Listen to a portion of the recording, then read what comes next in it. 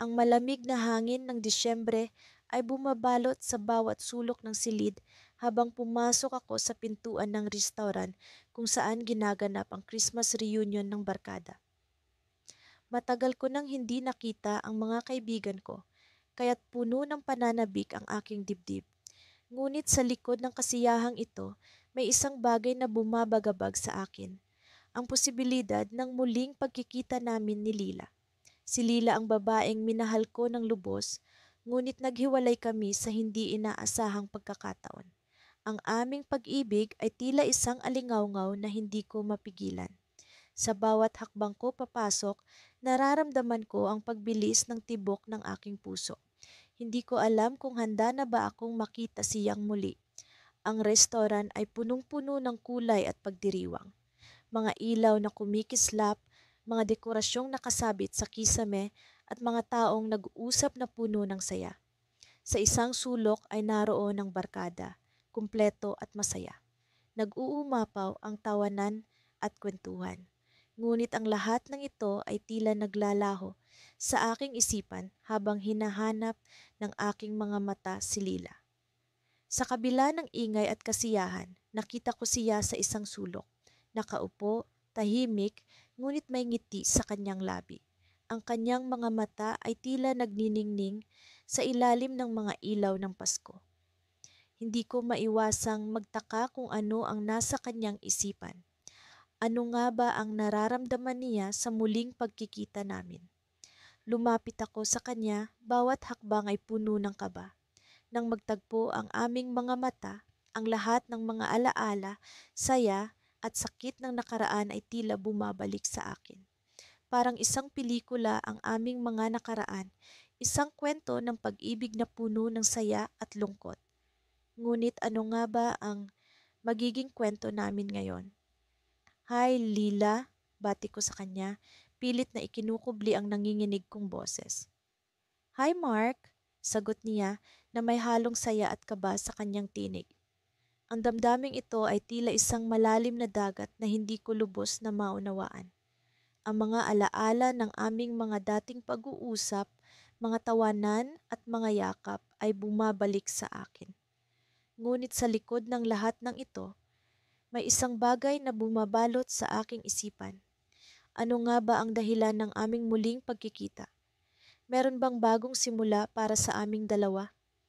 Habang nag-uusap kami, ang mga kaibigan ay nagtipon-tipon sa paligid namin, nagkukuwento ng mga alaala at mga plano para sa hinaharap. Ngunit ang lahat ng ito ay tila isang malabo na imahe sa aking isipan.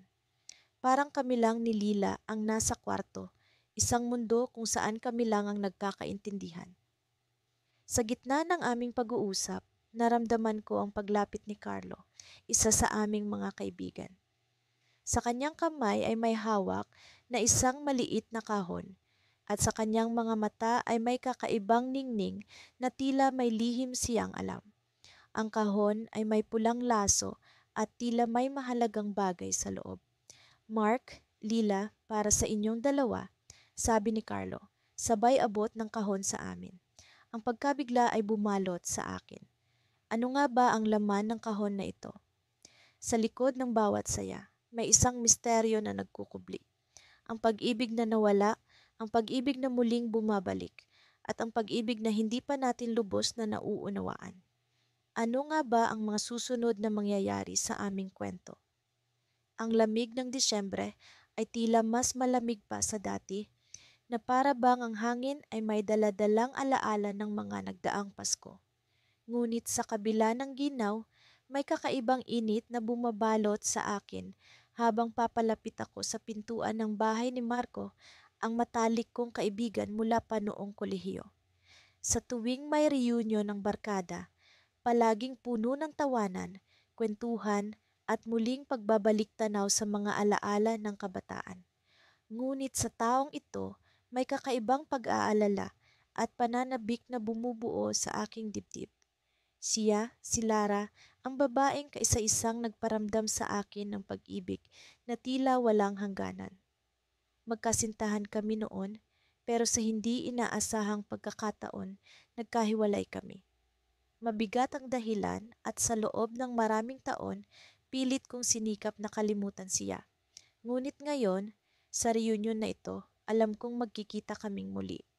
Pagpasok ko sa bahay, sinalubong ako ng mga nangiti ng mga kaibigan. Si Marco, palaging puno ng enerhiya, ay agad akong hinila papunta sa kusina kung saan puno ng pagkain ang mesa. Pare, ang dami mong na-miss, sabi niya habang inaabot ang isang baso ng mainit na tsokolate. Napatango ako, ngunit ang isip ko ay hindi mapakali sa pag-aalala kung paano ko haharapin si Lara. Habang nagkukwentuhan kami ng barkada, palihim kong hinahanap si Lara sa mga mukha ng mga dumating. Hanggang sa biglang bumukas ang pintuan at pumasok siya, parang nagkatotoo ang isang panaginip. Ang mga mata namin ay agad na nagtagpo at sa kabila ng dami ng tao sa paligid, tila kami lang ang naroon. Ang oras ay huminto, ang mundo ay tumigil sa pag-ikot at kami ay muling nagkita.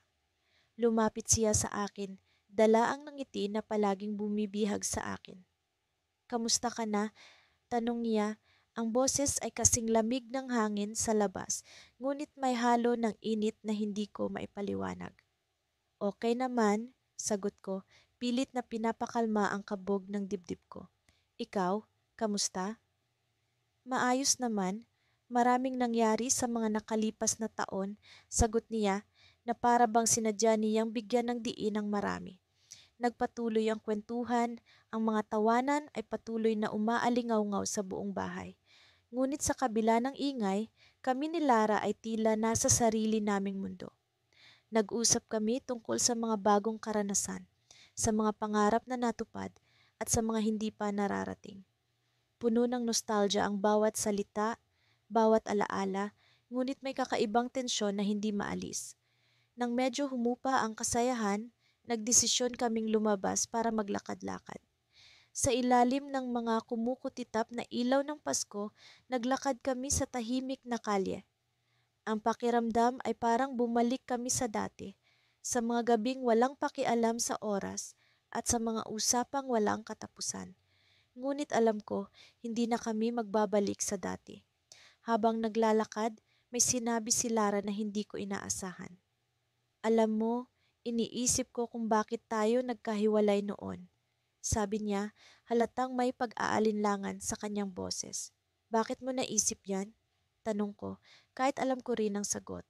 Ang mga insecurities, ang mga saloobin na hindi namin kailanman nabigyan ng pagkakataon na pag-usapan. Baka kasi may mga bagay na mas maganda kung binabalikan. Sagot niya, ang boses ay puno ng pag-asa. Nagpatuloy kami sa pag-uusap, nagbukas ng mga sugat na matagal nang hindi ginagalaw. Ngunit sa bawat salita, nararamdaman ko ang paghilom. Hanggang sa biglang bumuhos ang malakas na ulan, ang lamig ay bumalot sa amin ng mas mahigpit. Tumakbo kami pabalik sa bahay, basang-basa at humahalakhak, parang mga bata. Sa loob ng bahay, kami ay nagpatuyo. Ngunit sa likod ng mga halakhak ay may nararamdaman akong kakaiba. Isang bagay na hindi ko maalis sa isip. Habang naglalakad ako papunta sa kusina, narinig ko ang usapan ni Marco at isang kaibigan. Alam mo ba, si Lara, may plano palang bumalik sa ibang bansa pagkatapos ng Pasko. Hindi ko alam kung sinabi na niya kay Daniel. Natigilan ako. Ang mga salitang iyon ay parang mga dagok na hindi ko inaasahan. Ang reunion na ito pala ay hindi lamang muling pagtagpo, kundi isang paalam. Sa kabila ng mga ngiti, may lihim palang tinatago si Lara. At sa mga sandaling iyon, alam kong ang mga susunod na hakbang ay magiging mas mahirap. Hindi ko alam kung paano ko haharapin ang bagong balita. Ngunit sa kabila ng lahat, isang bagay ang sigurado. Sa gabing iyon, sa reunion na ito, may puwang pa rin sa puso ko para sa pag-asa. Ngunit paano kung ang reunion na ito ay ang huling pagkakataon para sa amin? Pagdating ko sa bahay ni Marco, agad kong naramdaman ang malamig na simoy ng hangin na tila nagdadala ng alaala ng nakaraan. Ang pinto ay bukas at dinig na dinig ko ang masasayang tawanan ng mga kaibigan sa loob. Ang mga ilaw ng Pasko ay kumikislap nagbibigay liwanag at init sa kapaligiran. Parang kailan lang nang huli naming isagawa ang Christmas reunion na ito at ngayong gabi umaasa akong magkakaroon ng bagong simula. Pumasok ako at sinalubong agad ng mga yakap at bati mula sa barkada. Karamihan sa kanila ay hindi ko nagaanong nakikita sa pang-araw-araw, kaya't ang gabing ito ay isang magandang pagkakataon upang sariwain ang mga alaala. Sa gitna ng mga pag-uusap at tawanan, hindi ko maiwasang hanapin ang kanyang presensya. Si Julia ang babaeng minsang naging sentro ng aking mundo. Habang nakikipag-usap sa mga kaibigan, napansin ko siyang nakatayo sa isang sulok. Hawak ang isang baso ng alak habang tahimik na nakikinig sa usapan ng iba. Hindi ko mapigilang mapatitig. Kay tagalan na ng huli kaming nagkita at sa kabila ng mga pagbabagong dala ng panahon, ang kanyang nangiti ay nanatiling katulad ng dati, puno ng pag-asa at saya. Kinuha ko ang pagkakataong iyon upang lumapit sa kanya. Julia, bati ko, sabay ng ngiti na tila ba'y hindi kami nagkahiwalay ng matagal. Liam, sagot niya, at nakikita ko sa kanyang mga mata ang sorpresa at ligaya. Matagal na rin, ano? Oo nga, sagot ko, sabay iwas ng tingin. Kumusta ka na?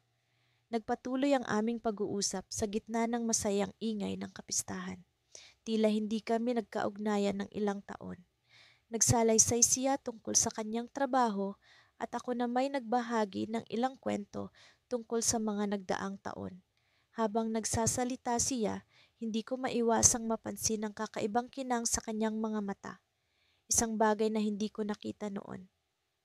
Alam mo, Liam, biglang sambit ni Julia na tila seryoso. May isang bagay akong gustong ipagtapat sa'yo. Ako'y napatingin sa kanya, nagtataka kung ano ang ibig niyang sabihin. Ano iyon?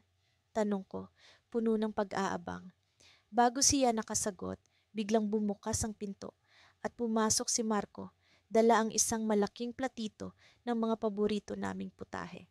Agad na nabaling ang atensyon ng lahat sa kanya at ang sandali naming ni Julia ay naputol.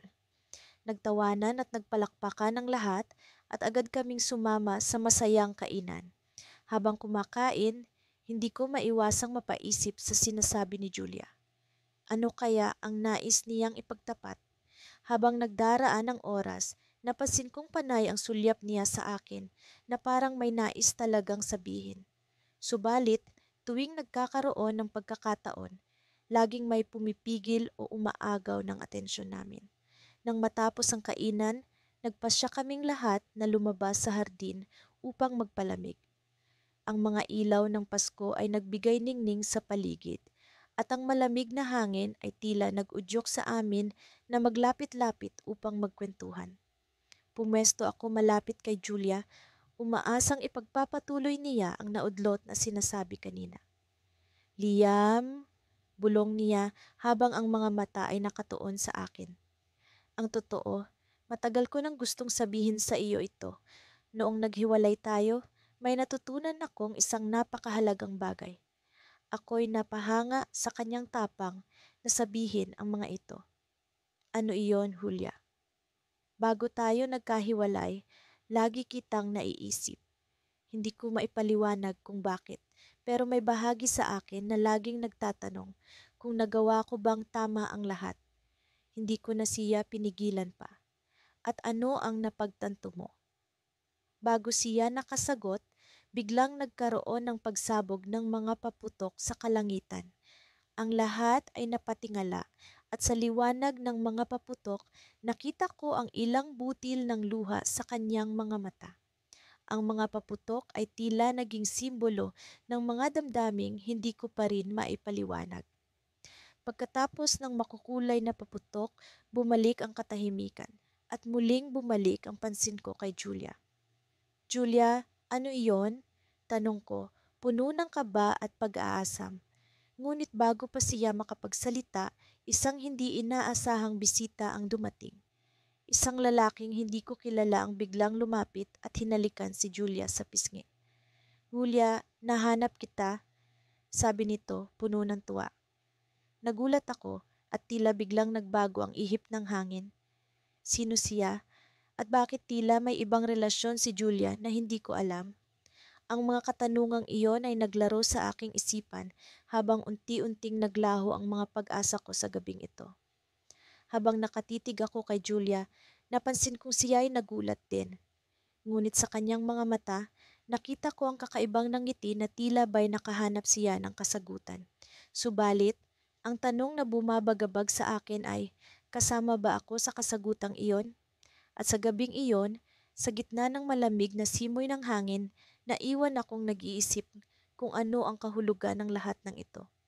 Ang sagot ay tila nasa kamay ng panahon, isang palaisipan na puno ng mga posibilidad. Sa bawat hakbang ko papunta sa pintuan ng bahay ni Paulo, hindi ko mapigilang magbalik tanaw sa mga alaala namin ni Clara.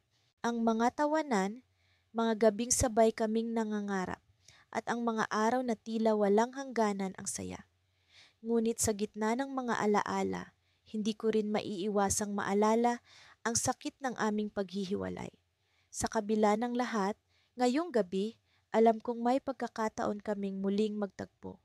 Ang muling pagdiriwang ng Christmas reunion ng aming barkada ang siyang nagbigay ng dahilan para kami magsama-sama muli. Pagbukas ng pintuan, bumungad sa akin ang masiglang ingay ng musika at ang amoy ng hamon na pumupuno sa hangin. Nagsimula na ang kasiyahan. Sa sala, nakita ko sina Paolo at ang iba pa naming mga kaibigan, abala sa kani-kanilang kwentuhan. Ngunit sa kabila ng lahat ng ingay, ang puso ko'y nag-aabang sa isang tao. Si Clara, hindi ko alam kung anong magiging reaksyon ko kapag nakita ko siya o paano siya tutugon sa presensya ko. Hoy Ryan! Sigaw ni Paulo mula sa kusina, hawak ang isang bote ng serbesa. Halika na, ang tagal mo namang makarating. Ngumiti ako at lumapit sa kanya, ngunit ang mga mata ko'y palaging nagmamasid sa paligid. Hinanap ko si Clara sa bawat sulok, ngunit tila hindi ko siya makita. Nagsimula akong mag-alala baka hindi siya dumating. Ngunit sa kabila ng aking pag-aalala, patuloy ang kasiyahan ng gabi. Kasama ang barkada, nagkaroon kami ng masayang kwentuhan, mga laro, at syempre, ang pagbabalik tanaw sa mga nakaraang Christmas reunions. Ngunit kahit anong gawin ko, hindi nawala sa isip ko si Clara. Habang papalapit ang hating gabi, unti-unti nang nagpakita ang pagod sa mukha ng mga kaibigan ko. Nagsimula ng magpaalam ang ilan habang ang iba'y nagdesisyon na manatili hanggang sa tuluyang magwakas ang gabi. Ako na may nanatiling nakaupo, pinagmamasdan ng mga ilaw ng Christmas tree, ang kumukuti-kutitap ng mga bombilya na tila nagsasayaw sa ritmo ng musika. Sa isang iglap, natagpuan ko ang sarili ko sa isang sulok, nag-iisa, iniisip kung anong mangyayari kung hindi ko siya makita ngayong gabi. Ryan, isang pamilyar na boses ang umalingaw-ngaw sa likuran ko. Napalingon ako at doon, sa harap ko, naroon si Clara nakangiti. Para bang tumigil ang oras. Hindi ko alam kung ano ang uunahin kong sabihin, ngunit ang puso ko'y puno ng ligaya sa kanyang presensya. Clara, ang tanging nasambit ko. Ngumiti siya at sa kabila ng mga taon, ang nangiti niya'y hindi nagbago. Kumusta ka na? Tanong niya habang dahan-dahang lumapit sa akin. Maayos naman, sagot ko, medyo nahihiya. Ikaw, kumusta? Nasa ayos din, sagot niya at sa kabila ng aming simpleng palitan ng mga salita, ramdam ko ang tensyon sa pagitan namin. Hindi ko alam kung paano sisimula ng pag-uusap tungkol sa aming nakaraan. Nagpatuloy ang gabi, kami nag-usap tungkol sa mga simpleng bagay, mga bagong trabaho, mga bagong kaibigan. Ngunit sa kabila ng lahat ng ito, alam kong may isang bahagi ng aming kwento ang hindi pa natatapos. Nang dumating ang pagkakataon, nag-umpisa akong magsalita tungkol sa aming nakaraan, sa mga bagay na hindi ko nasabi noon. Clara, alam kong hindi tayo nagkaroon ng pagkakataon na maayos na magpaalam. Hindi ko talaga alam kung paano kita haharapin noon. Amin ko habang nakatingin sa kanya. Tumango siya at sa kanyang mga mata nakita ko ang sakit at pangunawa. Oo, Ryan, parehas tayong nagkulang pero ang mahalaga narito tayo ngayon. Sa sandaling iyon, naramdaman ko ang bigat ng mga taon na nawala sa amin. Ngunit sa kabila ng lahat ng ito, naramdaman ko ang pag-asa. Marahil sa gabing ito may pagkakataon kaming magsimula muli. Ngunit bago pa man ako makapagbigay ng mungkahi, nagbukas ang pinto at isang tao ang pumasok. Sa likuran ni Clara, isang lalaki ang lumapit sa amin, hawak ang kamay ni Clara. Hindi ko alam kung paano tutugon, ngunit ang puso ko'y parang tinusok. Ryan, gusto kong ipakilala sa iyo si Miguel, sabi ni Clara habang ang kanyang mga matay tila may lungkot na hindi maipaliwanag. Siya ang, siya ang boyfriend ko. Nagulat ako, hindi ko alam kung anong sasabihin. Ang mundo ko'y biglang nagbago, ang mga pangarap kong muling magkasama kami ni Clara ay tila naglaho. Ngunit sa kabila ng sakit, naramdaman ko rin ang kanyang pagkabahala na para bang may lihim siyang nais ipahayag. At doon, sa gitna ng ingay ng Christmas reunion, alam kong ang kwento namin ni Clara ay hindi pa tapos. May bahagi ng kanyang buhay na hindi ko pa alam at sa gabing ito, kailangan kong malaman kung ano iyon. Sa pagpatak ng 6:00 ng gabi, nagsimula ng magdatingan ang mga kabarkada sa lumang bahay ni Lola Felisa, kung saan namin napagdesisyunang idaos ang aming Christmas reunion.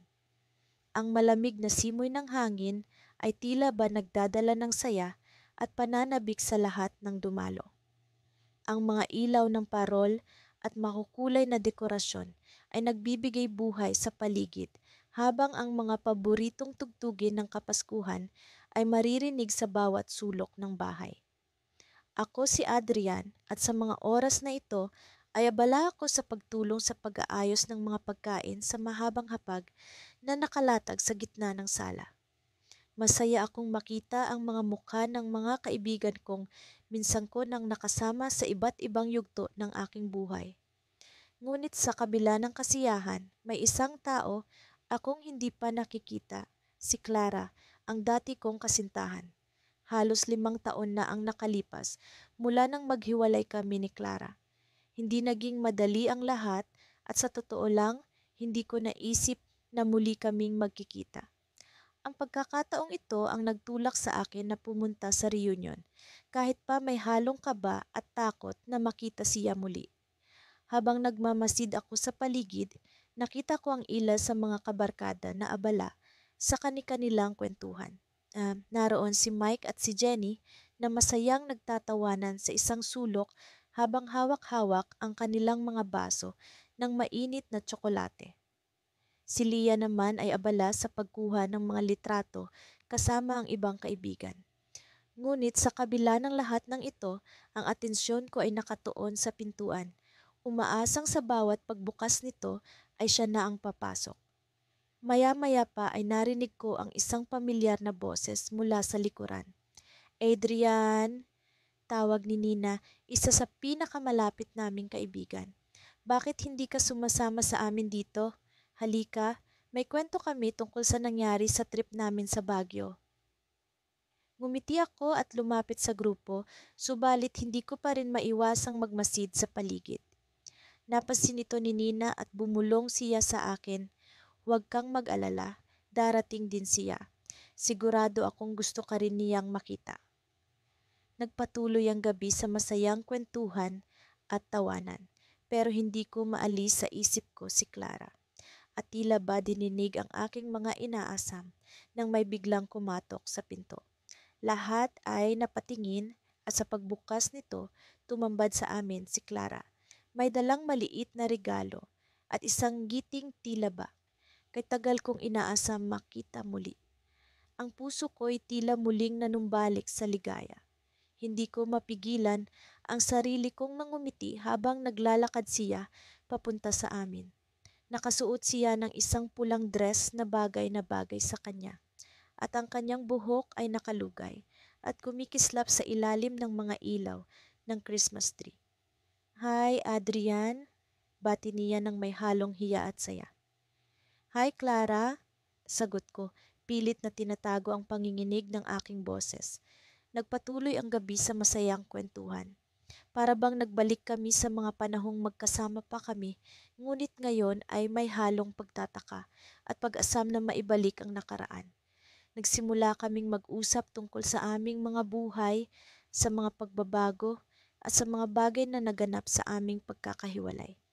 Alam mo, Adrian, wika ni Clara habang nakatanaw kami sa mga ilaw ng bahay.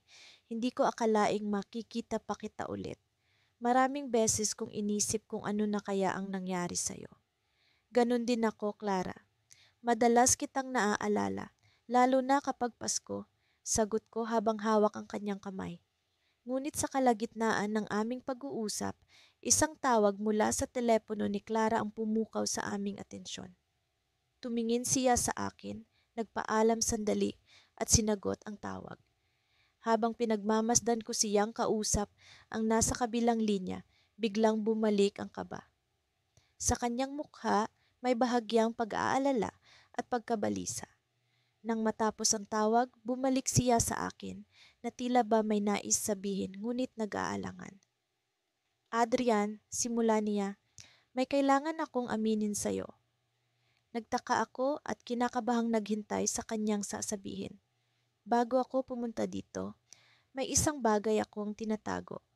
Aniya, may nangyari sa buhay ko na hindi ko inaasahang mangyayari. Naputol ang kanyang sasabihin nang biglang bumukas ang pinto at isang lalaking hindi ko kilala ang pumasok. Agad na nagtama ang kanilang mga mata at sa isang iglap, naglakad si Clara papalapit sa kanya. Adrian, gusto kong makilala mo si Daniel, sabi niya habang hawak ang kamay ng lalaki. Siya ang bago kong kasintahan. Nagulat ako at hindi agad makapagsalita. Sa isang iglap, ang mga alaala at pag-asam na maibalik ang nakaraan ay biglang naglaho. Sa kabila ng lahat, pinilit kong mangumiti. Nice to meet you, Daniel, sabi ko, pilit na pinapakalma ang sarili. Ngunit sa kabila ng masakit na twist ng gabing iyon, alam kong may dahilan kung bakit kami nagkita muli ni Clara. At sa puntong iyon, naisip ko na kahit hindi man kami nagkatuluyan, ang mga alaala ng nakaraan ang magpapalakas sa akin para harapin ang bagong kabanata ng aking buhay. Ang lamig ng gabi ay tila naglalambing sa akin habang nakatayo ako sa gilid ng malawak na hardin ni Marco kung saan ginaganap ang reunion ng aming barkada. Ang mga ilaw na nakasabit sa malalaki at matatayog na puno ay kumikislap na parang mga bituin sa lupa, nagbibigay ng kakaibang init sa malamig na simoy ng hangin. Sa kabila ng ingay ng tawanan at musika, tila may katahimikan sa kaloob-looban ko. Isang katahimikang matagal nang naghahari sa puso ko simula nang hindi na kami nagkita ni Lara. Si Lara, ang tanging babaeng naging dahilan ng mga nangiti ko noon at ang kasamang dahilan ng mga luhang iniyakan ko sa mga gabing hindi ko siya kapiling. Hindi naging madali ang paghihiwalay namin. Pero sa di inaasahang pagkakataon, narito kami, muling nagkikita sa reunion na ito. Hindi ko alam kung paano ko haharapin ang gabi, lalo na't alam kong naroon siya kasama ang mga kaibigan namin, ang mga alaala ng kahapon. Habang pinagmamasdan ko ang kislap ng mga ilaw, naramdaman ko ang paglapit ng isang tao. Hindi ko na kailangang lingunin pa para malaman kung sino iyon. Alam ko ang mga hakbang na iyon. Si Lara. Liam, tawag niya, kalmado, ngunit may halo ng kaba sa kanyang tinig. Lumingon ako sa kanya, nagtatagpo ang aming mga mata, isang tagpo ng damdaming matagal ng kinimkim. Hi Lara, bati ko, pilit na pinipigilan ng panginginig ng aking boses. Ang ganda ng gabi, hindi ba? Oo, sagot niya, ngiti ang kanyang tugon, bagamat may lungkot na nakasilip sa kanyang mga mata. Akala ko hindi ka makakarating. Akala ko rin, sagot ko, iniwas ang tingin sa kanyang mga mata. Pero parang may kung anong nagtulak sa akin na pumunta. Tumahimik kami ng ilang sandali, kapwa pilit na hinahanap ang tamang mga salitang sasabihin sa isa't isa. Naramdaman ko ang malamig na hangin na tila bumabalot sa aming dalawa, pero tila hindi ko ramdam ang lamig. Marahil dahil naroon siya, ang init ng kanyang presensya ang matagal ko nang inaasam. Liam, biglang putol ni Lara sa katahimikan. May mga bagay na gusto kong sabihin sa'yo. Napatingin ako sa kanya, nagulat ngunit handa. Handa sa anumang sasabihin niya kahit pa alam kong maaaring masaktan ako. Ano iyon? Alam ko na hindi naging madali para sa atin ang lahat. Simulang wika ni Lara, ang kanyang mga mata ay tila nagtatanong, nag-aalinlangan. Pero hindi ko maipagkailana. Na hindi ko pa rin makalimutan ang lahat ng nangyari, ang lahat ng meron tayo. Naramdaman ko ang bigat ng kanyang mga salita, ang bigat na tila bumabalik sa akin, sumasalamin sa mga damdaming matagal kong kinimkim. Pareho tayo, Lara, sagot ko. Sinubukang gawing kalmado ang aking tinig.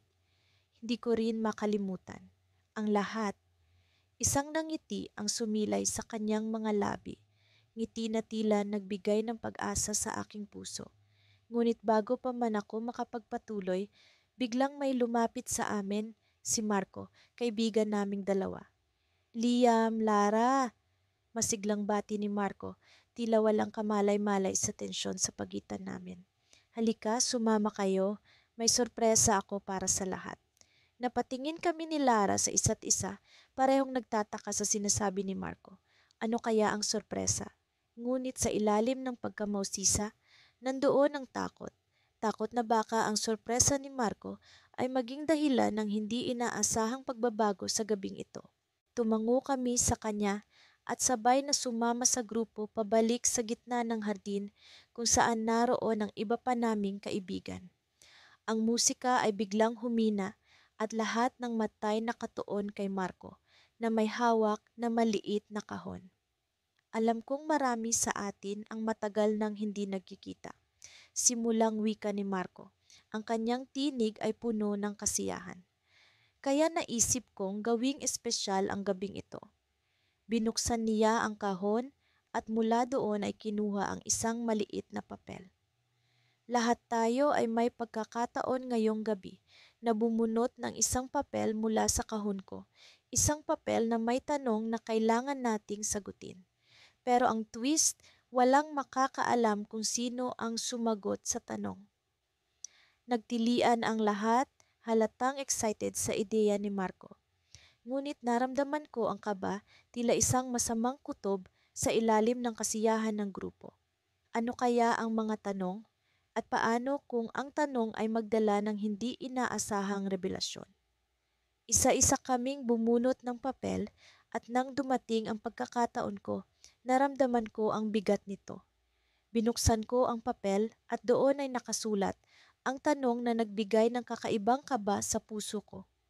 Kung may isang tao kang gustong makasama ngayong Pasko, sino siya at bakit? Natigilan ako. Napatingin ako kay Lara na tila nagtatagpo ang aming mga mata sa parehong tanong na bumabagabag sa aming kalooban. Ngunit bago pa man ako makapag-isip ng sagot, narinig ko ang boses ni Marco na tila nagbigay ng babala. At tandaan, may sorpresa sa dulo ng lahat ng ito. Isang revelasyon na tiyak na magbibigay ng bagong kulay sa gabing ito. Ang mga salita ni Marco ay tila naging isang cliffhanger sa sarili ko. Paano kung ang revelasyon ay magdala ng bagong simula para sa amin ni Lara? Ngunit paano kung maging dahilan ito ng tuluyang pagwawakas ng kung anumang meron pa sa amin?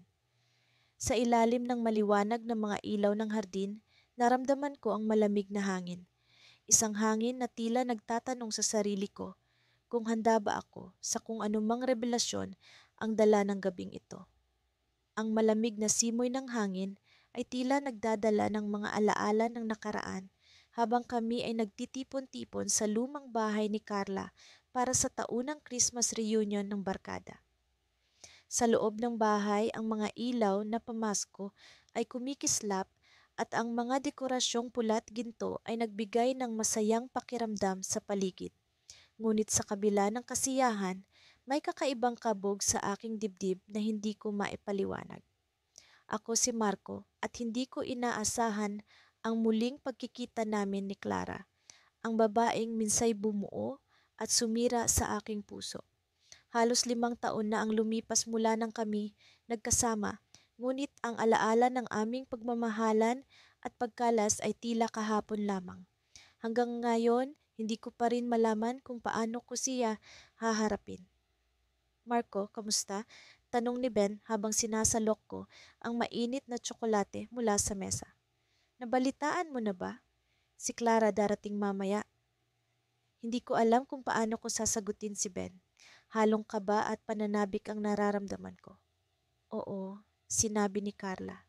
Hindi ko nga alam kung ano ang mararamdaman ko. Sagot ko, pilit na itinatago ang pag-aalala sa aking tinig. Habang abala ang lahat sa kani-kanilang kwentuhan, hindi ko mapigilang magmuni-muni. Ano kaya ang itsura ni Clara ngayon? Nagbago kaya siya? Paano kung nandito na siya at hindi ko siya makilala? Bigla kong narinig ang tawanan mula sa sala. Napalingon ako at nakita kong nagdatingan na ang ilan pa naming kaibigan. Ang tawanan at sigawan ng barkada ay parang musika sa aking pandinig. Ngunit sa kabila nito, ang aking mga mata ay patuloy na naghahanap sa isang pamilyar na mukha. Maya-maya pa, dumating si Carla na may kasamang isang babae. Hindi ko maipaliwanag ang tindi ng kabog sa aking dibdib. Si Clara. Ang kanyang mga mata ay tila bituin na kumikislap at ang kanyang ngiti ay parang liwanag sa madilim na gabi. Nagbago siya, ngunit nanatili ang kanyang kagandahan. Marco! Tawag ni Clara na may halong pagkagulat at saya. Ang tagal na! Lumapit siya at niyakap ako. Isang yakap na puno ng nostalgia at lungkot. Oo nga, Clara, ang daming nangyari, sagot ko habang pinipilit kong ipakita ang saya sa aking mukha. Nag-usap kami ng ilang minuto na para bang nagbabalik sa mga nakalipas na taon. Ngunit sa likod ng aming mga ngiti, alam kong may mga salitang hindi pa nasasabi. Mga salitang puno ng sakit at pag-aasam. Habang ang gabi ay patuloy na dumaraan, sinubukan kong bumalik sa saya ng kasalukuyan. Sa bawat tawanan at kwento, pilit kong ikinubli ang aking nararamdaman. Ngunit sa bawat sulyap ni Clara, pakiramdam ko'y bumabalik ang lahat, ang saya, ang sakit, at ang mga pangarap na aming pinagsaluhan. Nang umabot sa kalagitnaan ng gabi, napagpasyahan namin na maglaro ng Truth or Dare, isang laro na palaging nagpapasaya sa barkada.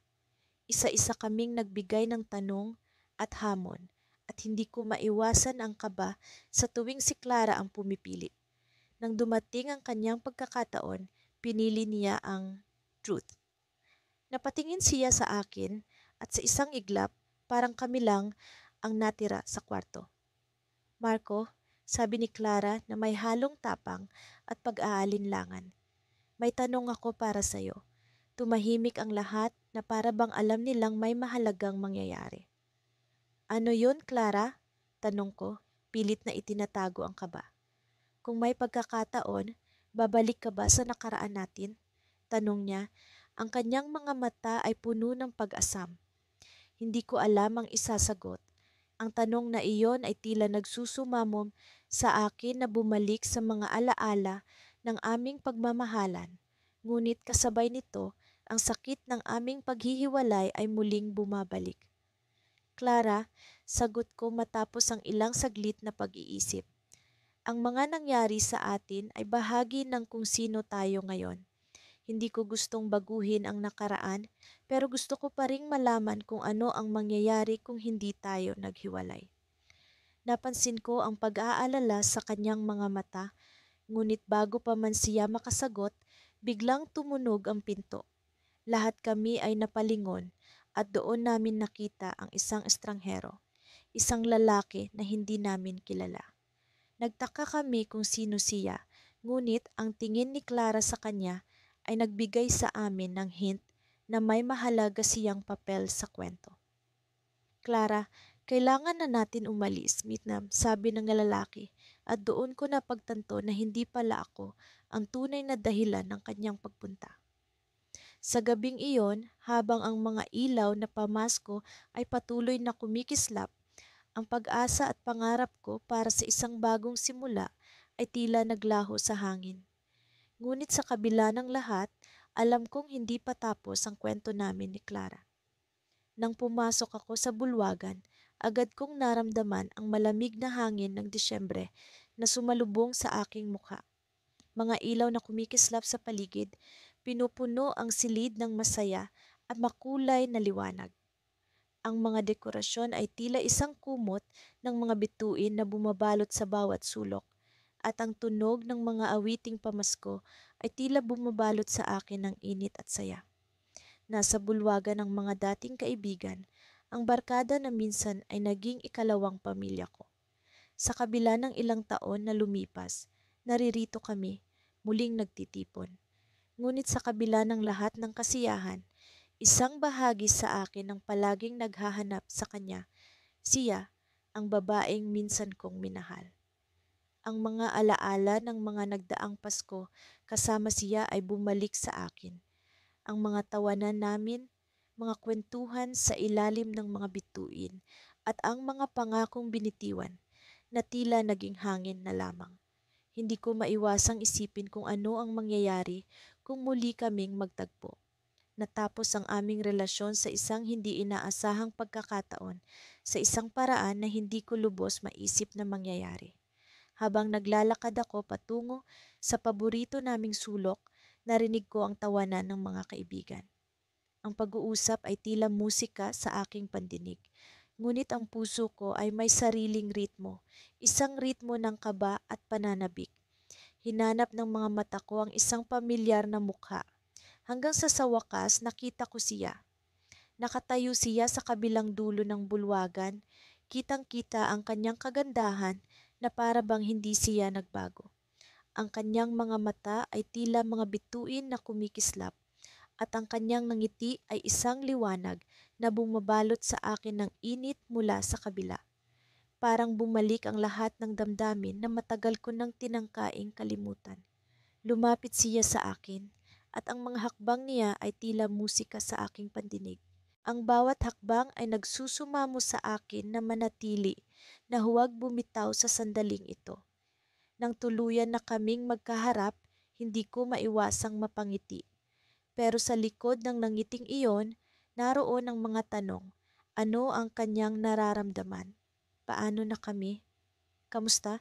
Simpleng tanong niya, ngunit sa tono ng kanyang boses, nararamdaman ko ang bigat ng mga alaala na dala namin pareho. Sa kabila ng mga taon, narito kami, magkasama muli sa iisang lugar, sa iisang pagkakataon na puno ng mga alaala. Maayos naman, sagot ko, pilit na sinasabi sa sarili na manatiling kalmado. Subalit sa likod ng nangiti ko, naroon ang damdaming hindi ko maipaliwanag. Ikaw, kamusta ka na? Maraming nagbago, sabi niya, at alam kong hindi lamang sa mga bagay na panglabas. Maraming nagbago sa aming dalawa, sa aming mga buhay, sa aming mga puso. Ngunit sa isang banda, tila walang nagbago. Tila narito pa rin kami, sa parehong lugar kung saan kami huling nagpaalam. Habang patuloy kami sa pag-uusap, nararamdaman ko ang dating koneksyon. Parang walang taon na lumipas, walang sakit na naganap. Ngayon, narito kami, sa isang pagkakataon na puno ng pag-asa. Ang mga kaibigan ay naroon, ngunit kami ang nasa gitna ng lahat, para bang ang mundo ay umiikot sa amin. Sana pwede nating balikan ang dati, bulong niya, halos hindi ko marinig sa ingay ng paligid. Ngunit ang mga salitang iyon ay para bang isang awit na bumabalot sa akin. Bigla akong nagkaroon ng pag-asa, ng kasiyahan na hindi ko alam na kaya ko pang maramdaman. Ngunit bago pa man ako makasagot, bago pa man ako makapagbigay ng pag-asa, narinig ko ang isang tawag. Isang tawag mula sa isang tao na hindi ko inaasahan. Ang boses na iyon ay mula sa isang babae, isang pamilyar na tinig na nagmumula sa aking likuran. Hi, sabi niya, puno ng kasiyahan sa kanyang boses. Tumalikod ako at bumungad sa akin ang isang dating kaklase, isang kaibigan na matagal ko nang hindi nakita. Ngunit hindi siya ang mahalaga sa sandaling iyon. Ang mahalaga ay ang kanyang mga sinabi, ang mga salitang para bang isang patak ng ulan na bumabagsak sa dagat ng aking pag-asa. May gusto akong sabihin sa iyo, patuloy niya, at sa mga mata niya naroon ang isang lihim, isang bagay na hindi ko inaasahan. Siya, si Ella, bumalik na mula sa ibang bansa.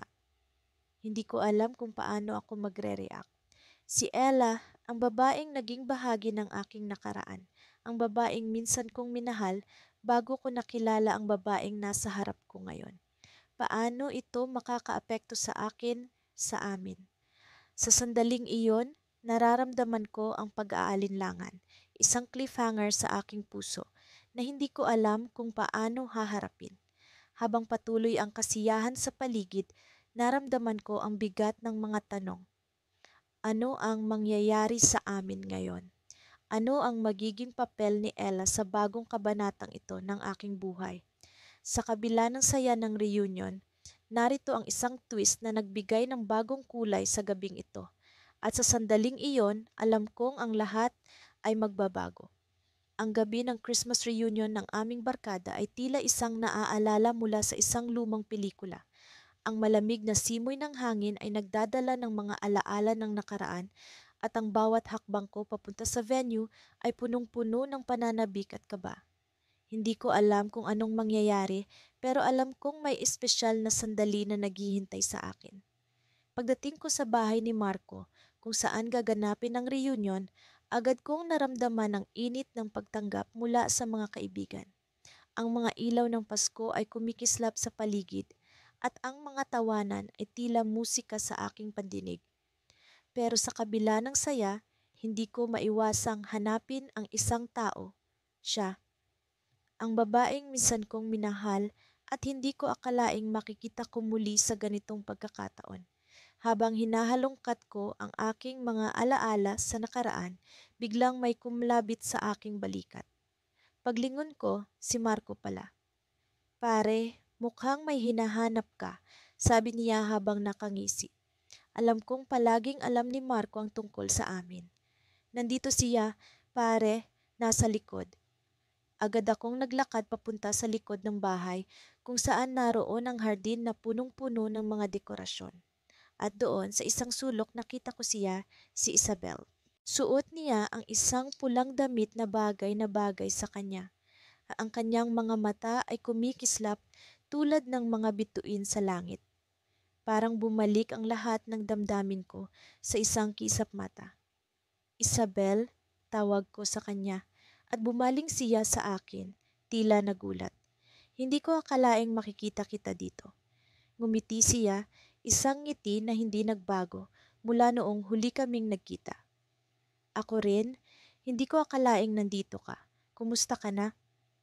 Nag-usap kami, muling nagkapalagayan ng loob. Hindi ko naiwasang isipin kung paano kami nagkahiwalay noon. Mga pangarap na hindi nagtagpo, mga desisyon na hindi nagpantay.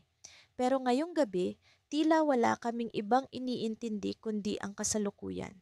Habang nag-uusap kami, lumapit ang ilan sa aming mga kaibigan. Nagkaisang loob kami na maglaro ng ilang mga laro, inuman at kantahan. Ang gabi ay naging masaya, puno ng tawanan at kwentuhan. Parang bumalik kami sa mga panahong wala kaming iniintindi kundi ang kasiyahan. Ngunit sa kabila ng lahat ng saya, hindi ko maiwasang maramdaman ang muling pag-usbong ng damdamin ko para kay Isabel. Parang may sinasabi ang puso ko na may pagkakataon pa na may dapat akong gawin. Pero paano? Paano ko sisimulan ang muli naming kwento kung hindi ko alam kung paano ito magtatapos? Habang naglalakad kami sa hardin, napansin ko ang isang sulok na puno ng mga parol na kumikislap sa dilim. Doon kami pumunta at naupo sa isang bangko. Tahimik kaming nagmasid sa paligid, tila nag-iisip kung ano nga ba ang kahulugan ng muli naming pagkikita. Isabel, sabi ko, binali ang katahimikan. May mga bagay akong hindi nasabi noon. Pero sa gabing ito, gusto kong malaman mo na hindi nagbago ang nararamdaman ko para sa'yo. Napatitig siya sa akin, tila naguguluhan. Pero paano? Paano tayo mag-uumpisa ulit kung hindi natin alam kung saan tayo papunta? Napatitig ako sa mga mata niya, puno ng pag-asa at pangamba. Baka ito na ang pagkakataon natin para alamin iyon, Isabel. Baka ito na ang tamang panahon. Ngunit bago pa man kami makapagdesisyon, narinig namin ang boses ni Marco mula sa loob ng bahay. Tara, guys, may sorpresa ako para sa inyong lahat. Nagpasya kaming bumalik sa loob, sa kabila ng mga damdaming namamagitan sa amin. Sa gitna ng sala, nakatayo si Marco, hawak ang isang maliit na kahon na puno ng mga papel. Secret Santa tayo, sigaw niya at lahat ay natuwa. Isa-isa kaming kumuha ng papel mula sa kahon. Nang buksan ko ang akin, nakalagay doon ang pangalan ni Isabel. Parang itinadhana, iniisip ko. Ngunit nang mag-cruise ang aming mga mata, may kakaiba akong naramdaman. Hindi ko alam kung ito ba ay dahil sa kapalaran o sa isang bagay na mas malalim pa. Sa gabing iyon, habang abala ang lahat sa kanilang mga regalo, naramdaman ko ang isang hindi maipaliwanag na pagbabago. Parang may kakaibang nangyari, isang bagay na hindi ko pa lubos na nauunawaan. Pero alam ko, sa gabing ito may bagong simula kaming haharapin. Habang papalapit ang pagtatapos ng reunion, napansin kong may isang papel na lumabas mula sa aking bulsa. Pagbukas ko, isang mensahe ang nakasulat. Hindi lahat ng pagkakataon ay nawawala. Minsan, muling bumabalik ang tadhana para sa iyo. Napatingin ako kay Isabel at doon ko naisip, baka ito na nga ang simula ng aming kwento. Ngunit sa likod ng isip ko, may bumabagabag. Ano nga ba ang tunay na kahulugan ng mensahe? Sino ang nagbigay nito? Sa gabing ito, naiwan akong nag-iisip, puno ng pag-asa at agamagam. Ang malamig na simoy ng hangin ng Disyembre ay tila may kasamang alingawngaw ng mga alaala ng nakaraan. Nasa harapan ko ang pintuan ng lumang rest house kung saan gaganapin ang Christmas reunion ng barkada. Isang taon na ang nakalipas mula nang huli kaming nagkita-kita at hindi ko maiwasang magtanong sa sarili kung ano na nga ba ang mga nagbago. Sabi nga nila, maraming pwedeng mangyari sa isang taon. Pagkapasok ko ay agad kong naramdaman ang init ng pagkakaibigan sa mga yakap at bati ng mga kaibigan. Isa-isa kong sinalubong ang kanilang mga nangiti. Pero may isang nangiti akong inaabangan sa lahat. Ang ngiti na minsang naging dahilan ng saya at sakit na naramdaman ko. Siya si Mia, ang babaeng nagpatibok ng puso ko, at siya ring nagdulot ng pinakamalaking sugat dito. Nagsimula ang gabi sa mga tawanan at kwentuhan. Nakakatawa at nakakataba ng puso na malaman kung paano nagbago ang buhay ng bawat isa sa amin. Ngunit habang tumatakbo ang oras, hindi ko maiwasang mapansin na wala pa si Mia. May bahagi sa akin na umaasa na makikita ko siya, ngunit may bahagi ring natatakot kung ano nga ba ang magiging reaksyon ko kapag nagtagpo kami. Habang naglalakad-lakad ako sa likod ng rest house, narinig ko ang mga awitin ng Pasko mula sa loob. Tila musika ito na nag-uudyok sa akin na balikan ang mga alaala ng aming nakaraan. Hindi ko mapigilang maalala ang mga sandali kung saan kami ni Mia ay magkasamang naglalakad sa ilalim ng mga kumukutitap na ilaw sa parke, mga sandaling puno ng pangarap at pag-asa. Dumating sa puntong ako'y nag-iisa sa likod ng rest house. Pinagmamasdan ang mga bituin sa langit na tila mga mata ng Diyos na nakatingin sa akin. Sa gitna ng katahimikan, narinig ko ang tunog ng mga yapak sa likuran ko. Pagsilip ko, nakita ko si Mia. Siya ay nakasuot ng puting panglamig na tila bumabagay sa kanyang maputing kutis. Ang kanyang mata ay parang mga bituing naglalaban sa kalangitan, puno ng mga tanong at hindi natapos na kwento. Mia, ang tanging nasambit ko habang naglalaban ang takot at saya sa puso ko. Hi, sagot niya, simpleng salita ngunit puno ng damdamin. Hindi ko alam kung paano magsisimula, ngunit siya ang naunang bumitaw ng tali ng katahimikan. Ang daming nagbago sa isang taon, ano? Tanong niya na tila nag-uudyok sa akin na bumalik sa mga alaala namin. Oo, sagot ko habang pinipilit kong itago ang kaba sa aking tinig. Kamusta ka na? Ganoon pa rin, pero mas okay na. Sagot niya na may kasamang ngiti. Ikaw? Sinubukan kong maging masaya pero hindi ko na natapos ang sasabihin ko. Alam kong alam niya ang ibig kong sabihin. Nagkaroon ng katahimikan, ngunit hindi ito awkward. Sa halip, ito ay isang uri ng katahimikan na puno ng pag-unawa, na tila nagsusumamo ng mga salita na hindi kailangang sabihin. Alam mo, simula ni Mia, ang dami kong naisip ng mga bagay-bagay nitong nagdaang taon. Ang dami kong natutunan.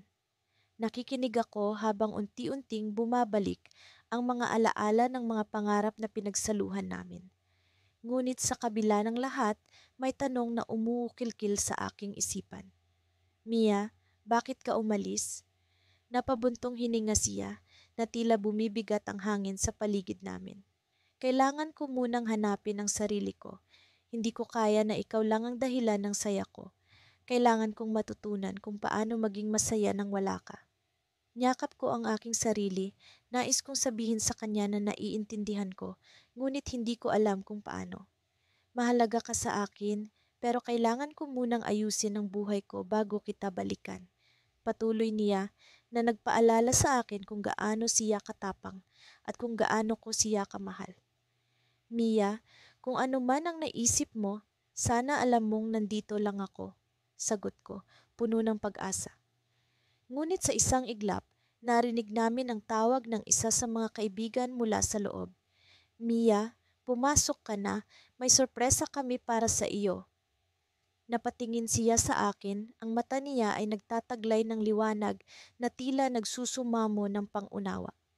Sorry, pero kailangan ko munang pumasok. Tumalikod siya at humakbang papasok. Ngunit bago siya tuluyang makapasok, lumingon siya at binitiwan ang mga salitang hindi ko inaasahan. Alam mo, hindi ko alam kung ano ang mangyayari sa atin, pero sana handa kang maghintay. At sa kanyang pag-alis, naiwan akong nag-iisa, puno ng pag-asa ngunit may tanong na hindi alam ang kasagutan. Ano nga ba ang sorpresa na hinihintay sa loob at handa nga ba akong maghintay sa isang pag-ibig na hindi sigurado? Malamig ang hangin ng gabi iyon, ngunit sa loob ng bahay ni na Marco, tila ba mas mainit pa sa karaniwang panahon. Nakatayo ako sa isang sulok ng sala, hawak ang isang baso ng mainit na tsokolate habang pinagmamasdan ang mga kaibigan kong masaya sa kani-kanilang kwentuhan.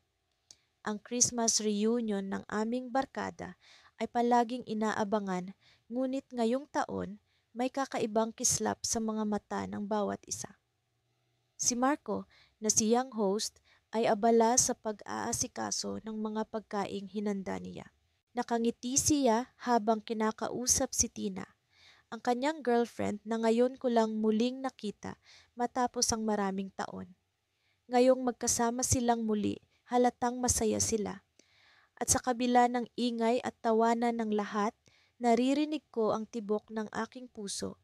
Tila ba sinasabayan nito ang bawat hakbang ng aking mga paa habang unti-unti akong lumalapit sa balkonaheng nasa likod ng bahay.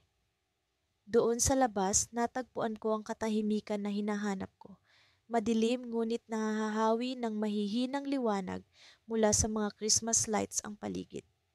Sinuong ko ang lamig, hinayaang maglaro ang hangin sa aking buhok at damhin ang katahimikan ng gabi. Ngunit hindi nagtagal, narinig ko ang mga yabag ng isang taong papalapit. Alam mo, hindi ko akalaing darating ka. Isang pamilyar na boses ang bumulong mula sa likuran ko. Napalingon ako at nasilayan si Mia, ang taong hindi ko inaasahang makikita muli ngayong gabi. Ang babaeng minahal ko ng buo kong puso na ngayoy nakatayo sa harap ko. May hawak na 2 baso ng alak. Ngumiti siya at iniabot sa akin ang isa.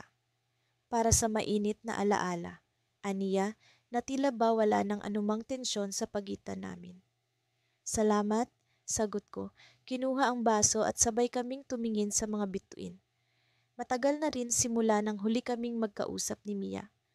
Maraming nangyari, maraming nasabi. Subalit sa kabila ng lahat ng iyon, narito kami ngayon, magkatabi sa ilalim ng kalangitan. Mia, simula ko habang pinagmamasdan ng mga bituin. Kamusta ka na? Hindi ko maiwasang hindi itanong ang tanong na ito. Sa kabila ng takot kong marinig ang sagot na maaring magpalubog sa akin. Maayos naman, tugon niya sabay sulyap sa akin. Ikaw? Kamusta ang buhay mo? Nagkibit balikat ako, pilit na ngumiti. Ganito pa rin. Abala sa trabaho, minsang napapaisip kung anong direksyon ang tatahakin.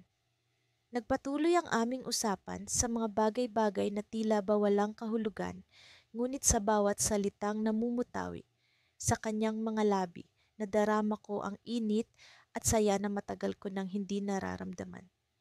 Parang kahapon lang nang huli kaming magkasama, kahit pa napakaraming taon na ang lumipas. Habang patuloy ang aming kwentuhan, hindi ko maiwasang maalala ang huling sandali namin ni Mia. Ang sakit ng mga salitang binitiwan namin sa isa't isa, mga pangarap na tila natabunan ng alikabok ng panahon.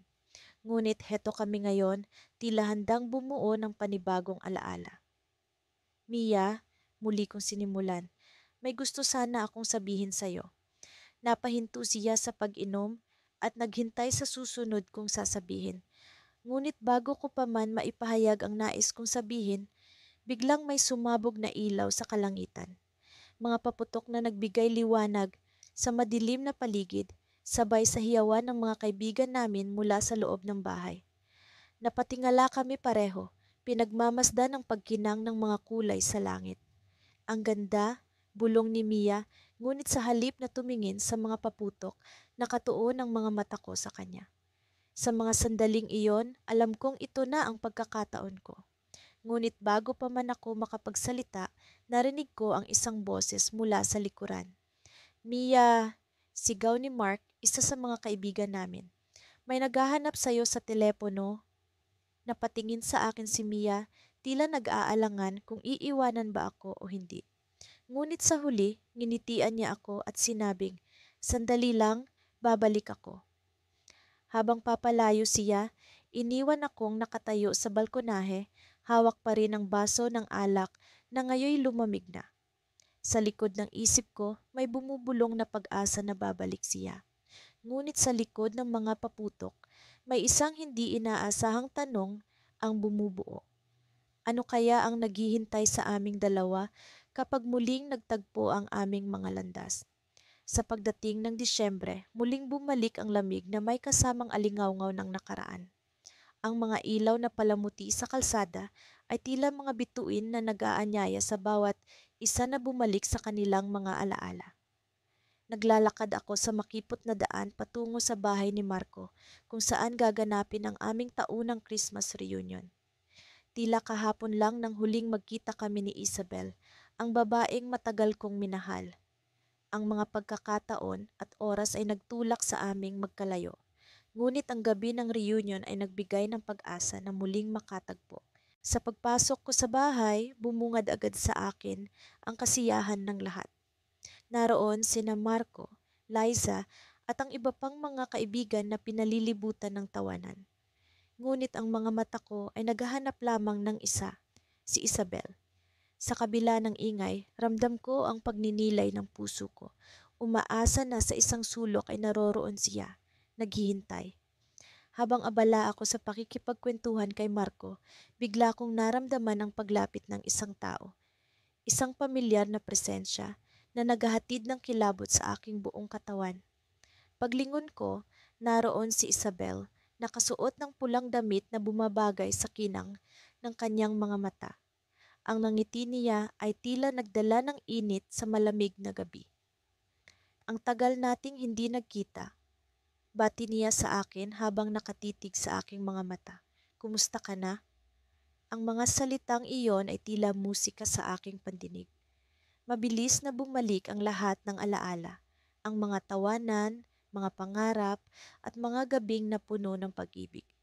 Ngunit sa ilalim ng lahat ng iyon, naroon pa rin ang mga tanong na hindi pa nasasagot. Maayos naman ako, sagot ko. Pilit na itinatago ang kaba sa aking dibdib. Ikaw, kumusta ka? Matagal tayong hindi nagkausap. Busy sa trabaho, alam mo na, sagot niya na may bahagyang lungkot sa tinig. Pero miss ko na ang mga ganitong pagkakataon. Habang nag-uusap kami, unti-unting lumalapit ang mga kaibigan, nag-aalok ng mga inumin at nagtatanong tungkol sa mga buhay-buhay. Ang gabi ay patuloy na umikot sa aming dalawa. Tila walang ibang mundo kundi ang sa amin. Hanggang sa biglang may isang hindi inaasahang pangyayari. Sa kalagitnaan ng kasiyahan, narinig namin ang tunog ng isang pamilyar na kanta. Ito ang kantang madalas naming pakinggan noon, ang naging tema ng aming kwento. Ang lahat ay nag-umpisang sumayaw, nag-anyaya sa amin na sumali. Hindi ko alam kung ano ang pumasok sa isip ko, ngunit bigla kong hinawakan ang kamay ni Isabel at inalok siya na sumayaw. Sa gitna ng mga taong nagsasayaw, naroon kaming dalawa, umiikot sa ilalim ng mga kumukutitap na ilaw. Ang kamay niya ay masuyong nakahawak sa akin, ang kanyang mga mata ay nanunood sa aking kaluluwa. Sa bawat galaw, unti-unting bumabalik ang lahat ng damdamin. Ang saya, at ang pag-asa na sana ay muling maibalik ang dati. Ngunit sa kabila ng kasiyahan, naramdaman ko ang bigat ng isang bagay na hindi maipaliwanag. Alam kong mayroong isang bagay na nasa pagitan namin, isang bagay na hindi ko pa rin maintindihan. Kaya't sa pagtatapos ng kanta, naglakas loob akong tanungin siya. Isabel, simula ko, may isang bagay akong gustong malaman. May dahilan ba kung bakit hindi ka nagparamdam sa akin ng matagal? Tila nag-iba ang ekspresyon ng kanyang mukha. Ang dating ningning sa kanyang mga mata ay napalitan ng pag-aalinlangan. Sa pag-aakalang hindi siya sasagot, nagulat ako nang bigla siyang magsalita.